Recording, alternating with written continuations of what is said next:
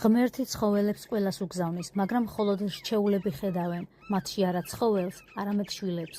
ასეთი ადამიანები განსაკუთრებულნი არიან, მათ აქვთ ნიჭი, ან წყევლა, ზოგჯერ ერთიც და მეორეც, რადგან მათ შეუძლიათ დაინახონ სული იქ, სადაც სხვები ხედავენ უბრალოდ ცხოველს. ისინი ვინც ძაღლს, თავის შვილს ან კატას, თავიანთ შვილს ეძახიან, ყველაზე ხშირად თავადაც უსიყვარულონი არიან. ისინი ადამიანებმა არ გადაარჩინეს. ისინი გადაარჩინეს თათებმა, კუდებმა და სველმა ცხვირებმა.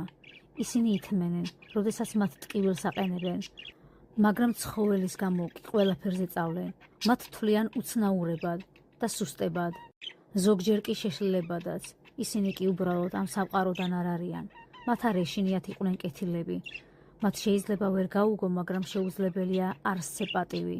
შენ კი როგორ ფიქრობ, ცხოველების სიყვარული ნიჭია თუ წყევლა? რადგან მათი დაკარგვა ჯოჯოხეთურად მტკივნეულია.